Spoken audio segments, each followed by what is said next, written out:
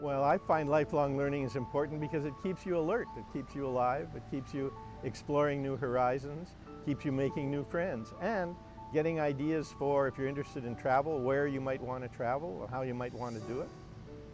Just like keeping your body healthy, continuing education helps to keep your mind healthy, active and alive. And plus it's fun.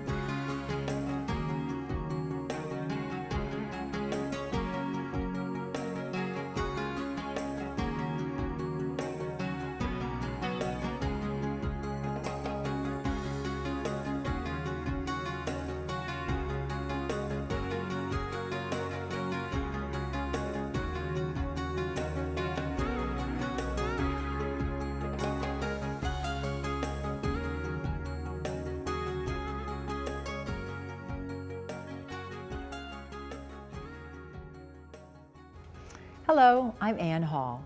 Welcome to Mature Living, a program that features topics of interest for older adults. Recently, the New York Times ran an article about a young Army veteran who headed to the University of Chicago to study physics in 1946, when he was 23 years old. When he arrived, a professor warned him that he was already too old to succeed in the field. This didn't stop Dr. John Goodenough, and he later became a professor and physicist. In fact, his most noteworthy work was conducted after the age of 50, including co-inventing the lithium-ion battery. Now, at age 94, he and his University of Texas team recently filed for a patent on a new battery that just may revolutionize electronic cars. The lesson here is that there's no such thing as being too old to learn. Learning is a continuous, lifelong process. Fortunately, Fairfax County offers older adults a wide range of learning opportunities for both personal enrichment and job training. Today we're going to discuss these opportunities, and we'll visit a retiree who'll tell us about his continuing education as a master gardener.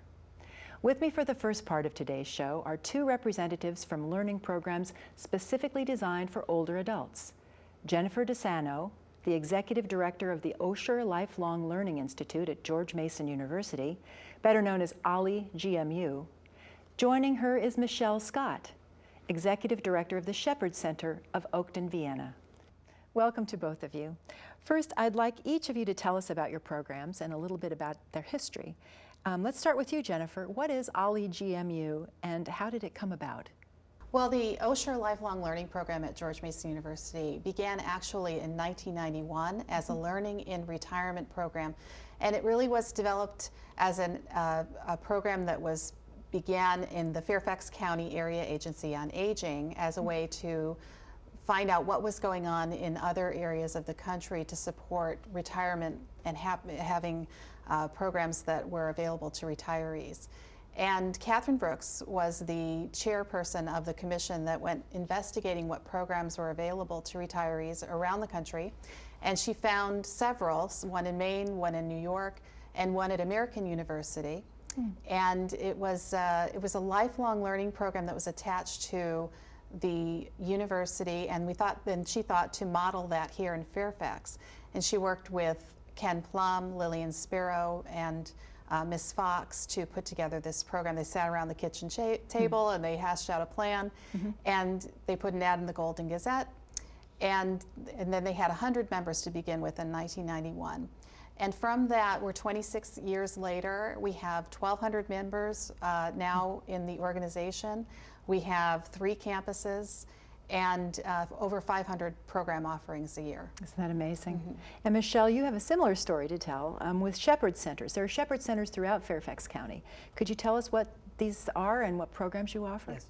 We're a little bit different from Jennifer's program in that the Shepherd Center started out in Kansas City, Missouri in the middle 70s. A Methodist minister started the program and came up with this concept of seniors helping seniors. And we're part of a national organization, the Shepherd Centers of America. So in 1997, one of the representatives in the Oakton community was out in Kansas City, saw this model, and brought it back. So in addition to the educational enrichment programs that we provide, we also provide services. There are now 6 Shepherd Centers in Northern Virginia, and 3 of us provide Adventures in Learning, the enrichment programs. And we have about 120, we have 3 semesters a year, and about 120 participants. Wonderful. So Jennifer, OLLI offers an enormous number of classes. Can you tell us about some of the more popular ones? We cover every subject area, from arts and music, literature. History is very popular. We also talk about current events. That's very appealing to our retirees. We also offer clubs and social activities. OLLI's a great place to find your peer group after you retire. Lots of people who are kind of like-minded, seeking the stimulation. And also having an opportunity to spend all day, all week, or not. You know, you can pick and choose what you want to attend because there are courses throughout the week. Tell us a little bit more about the trips and clubs that you mentioned. What's that about? Well, we have a Dirty Knee Club, if you're talking about landscaping. They take care of all of our landscaping. We have a literary roundtable, which is actually a class and a club, and they read short stories and have a small discussion group. We have a memoir writing club. If you can think of a club, we have it, and if you want to create a club at OLLI that we don't have, you can do that as well, because OLLI is really a collective, a cooperative, and the members themselves run the organization. Very good. Michelle, you mentioned something about the Adventures in Learning series and also Great Decisions discussion group. What are those? So, you know, listening to Jennifer, it's similar. You know, her program is a lot larger, but we've exchanged, you know, professors and speakers. We do very similar things. So Adventures in Learning is lifetime learning.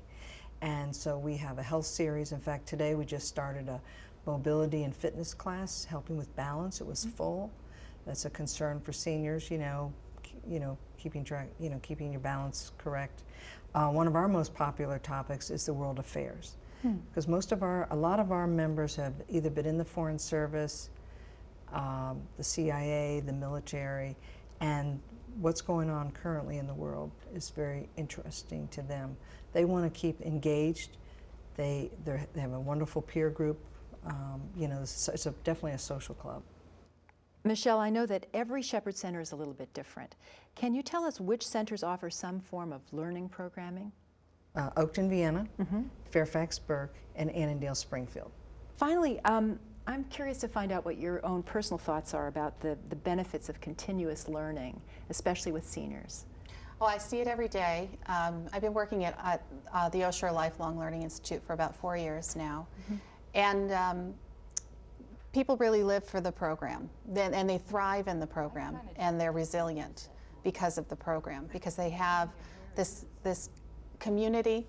That's number one, the social aspect, and the stimulation that going to these courses really provides such great opportunity for not only receiving lectures but also participating by, you know, contemplating things and asking interesting questions in return. And as Michelle said, our membership as well reflects the region. So we have a lot of people who perhaps had extensive careers and lots of responsibilities, lots of tasks to accomplish when they were working. And now they need something to replace that to feel satisfied in their retirement years. And I think that OLLI provides that and gives them a wonderful learning for the love of learning, but also keeping you healthy, keeping you thriving. Very good. And have you experienced similar observations? Exactly what Jennifer said. Also, if they are able to give back, because our program is also member run. And if I could spend all day at Adventures, you know, at our classes, I would. I've met some incredible folks. We have someone coming next week who's going to talk about light bulbs. Now, you know, I never thought a light bulb could be interesting, but he's going to bring a light bulb board and talk about which ones are good, which ones are bad, taking care of a light bulb. Wow. But it's just, and when you see the members having lunch together, I mean, it is a social club. But what's really funny is the boys are sitting on one side and the women are sitting on the other, and I'm like, I feel like I'm like an 8th grade dancer. Adults, yes. But it's, you know, and then there's a little group that intermingles, but it's so funny. The guys are at this table and the women are at this table. Well, that doesn't happen at OLLI. They're definitely intermingled and not parsing themselves out too much. But there's only so much space, so they kind of have to sit around the table. But yeah, I think the program is very satisfying for an area retiree in either of our programs, and any lifelong learning program in your neighborhood. I encourage people to try that. There's another one that is in Northern Virginia Community College and also Arlington, the Jewish Community Center. There are all kinds of ways to get engaged with lifelong learning programs in Fairfax County. Very good. And what's nice is I think we complement each other, because I've gotten speakers from Lifetime Learning at Nova, at George Mason, and that's what's really nice. I have members who attend both programs. Yes. That's great. There's lots of crossover. Well, thank you, Jennifer and Michelle, for sharing all of that important information. Coming up, we'll talk with a representative from the Fairfax County Park Authority and the Adult and Community Education Program. But first, we'll visit a gentleman who's involved with a continuous learning experience that doesn't occur inside the classroom, but rather in a garden.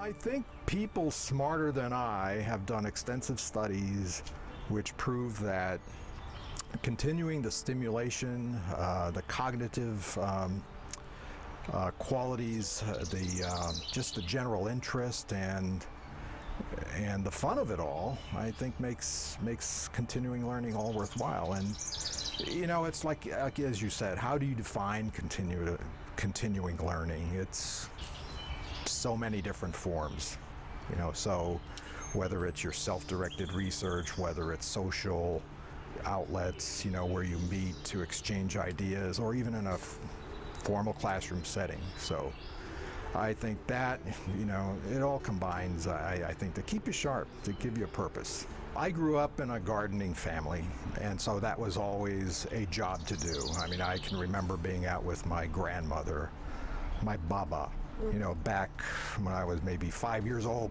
helping her plant red beets. And then, you know, there was always the springtime where you planted rows and rows and rows of whatever. And so there was that. I don't know if I enjoyed it so much back then, but over the years, you know, you come to appreciate what gardening does and what it can do. And the more you get into it, the more I think the more you learn, the more it's a challenge. And so, yes, I as an adult, wherever we lived, and we were in the military, so wherever there was an opportunity to have a little garden or plant something, we always did it. And so now, I have sun, I have space, and I have time, and so this is great.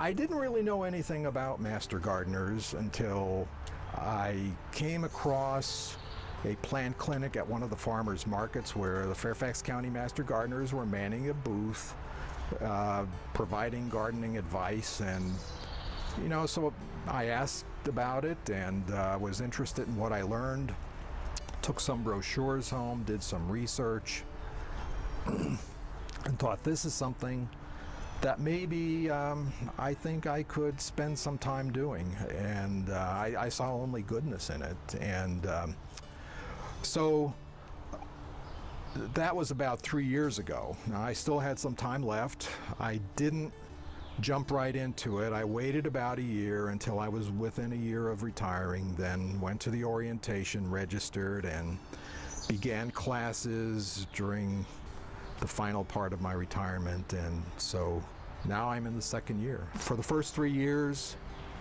all of us are required to learn, to undergo 30 hours of training. And the training is absolutely terrific. Adrian Higgins, who is the garden editor of the Washington Post, excellent columns every week. I think at a presentation, he once said that you don't necessarily grow a garden for show, you do it to enrich yourself. And You do it for your own satisfaction and your own challenge and looking at it and how you would make it better in the future and what goodness can others derive from that. The other part of the whole Master Gardener thing is that one doesn't learn this just for oneself. The idea is that we, being an extension of the county extension agent, are charged with providing information, knowledge, and assistance to anybody who has a vast array of gardening questions. And when we're talking gardening, it's not just vegetable gardening. It's soils, it's turf, it's weeds. We're expected through a number of different forums to do volunteer hours on top of the training every year. And that's very, very enjoyable. And that's also part of that learning process, that continued learning, because I don't go to one event and not come away having learned something in addition to what I didn't know going into it. In addition to all the the knowledge that you acquire, to use a gardening term, it fertilized what I already knew, or weeded out the bad information that I was putting so much stock in before. It just causes you to look at things in a different way, and there's always a better way, and it's just a matter of discovering what that better way is and deciding, okay, here's the positive, here's the negative, what will I do? And again, you tailor it to your own needs and expectations. You don't do it for show, but for you, And if you're good enough, others will enjoy it and take something out of that too. I think it stimulates you in order to, better oneself. And I think I may have said at the outset that it increases your cognitive capability, your awareness of things. It helps you challenge things more and more and more. I'm always looking to go on to a university agricultural website to find what would they say about this? How would this plant work in this zone? Should I buy it? What are the problems that others have encountered? And then you make your informed decision. And sometimes, and I think if you do this right, you sometimes put more effort into doing this than buying a used car, So it's all there,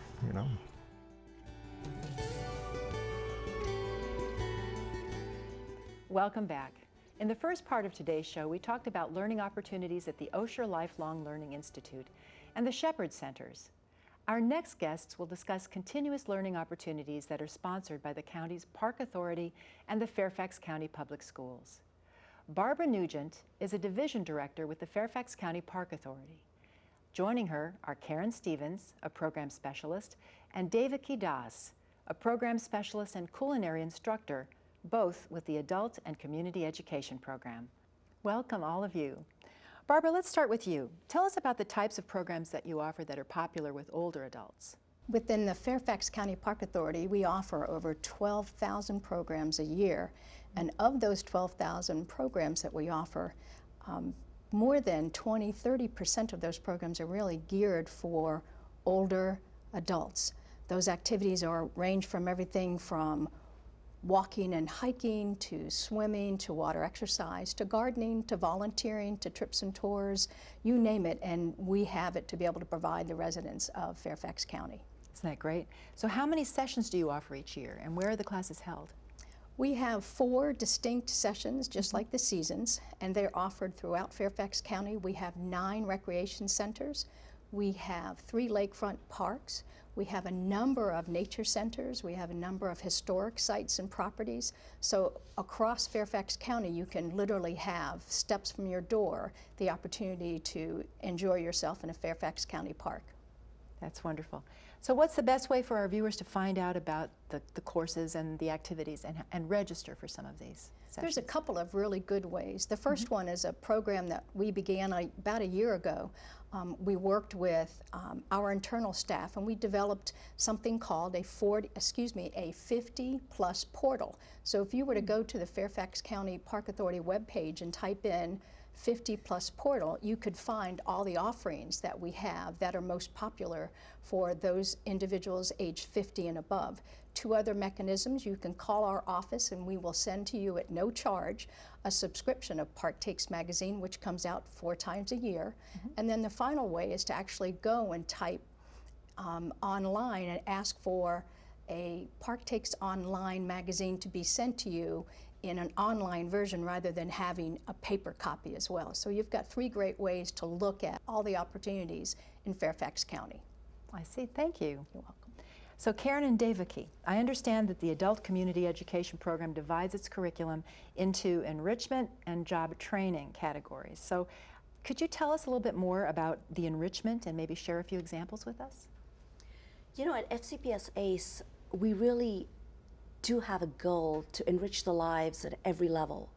Whether you're a foodie who just loves to cook and wants to know how to make a perfect no-fail pie crust, or let's say you really are interested in World War II and want to know a little bit more about the history, or let's say you're a lover of the arts and want to know a little bit more about Latin American art appreciation.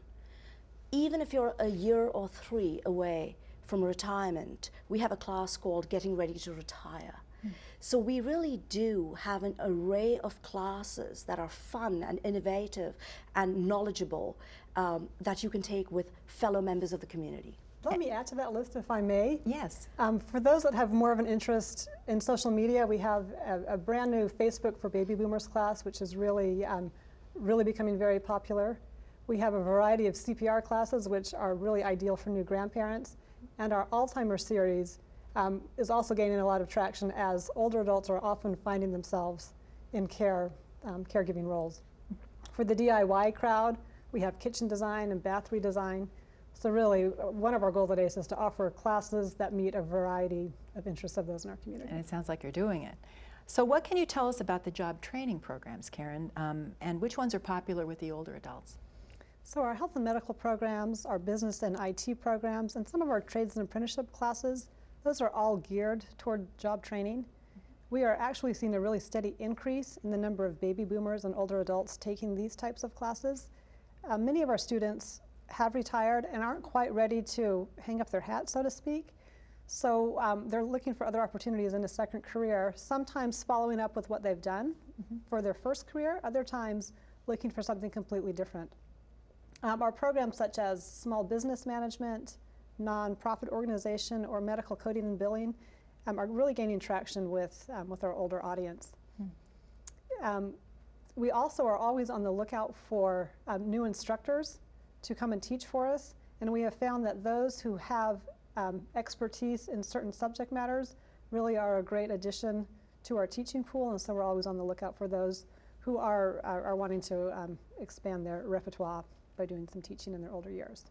I just had a potential instructor visit our office last week who's a second career nurse who really wants to add to her skill set by teaching. So we're going to schedule her for the fall. So these are people who want to enhance existing skills. What about people who are re-entering the job program? So we have an educational counselor that really helps us with that.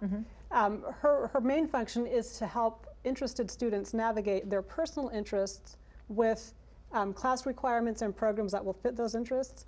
Oftentimes students will come in who want to either continue what they've been doing in their careers, or they want something completely different, but they don't quite know how to fine-tune their interests into a usable skill. And so her function is really key in helping them take their interests and to assess what their ultimate goal is, and directing them to classes that are appropriate, which range from classes for enrichment, but also classes that have national certification or job possibilities and potential. How can our viewers learn more about the adult and community education programs that you offer? There's 3 ways. The first way is check your mail for our ACE catalog. That comes out 4 times a year and is mailed to every Fairfax County resident. Additionally, you can find out more information on our website, which is aceclasses.fcps.edu.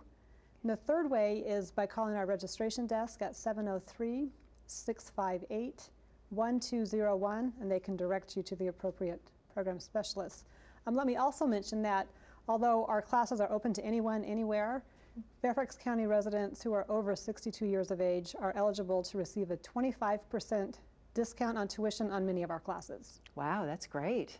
Thank you for sharing that.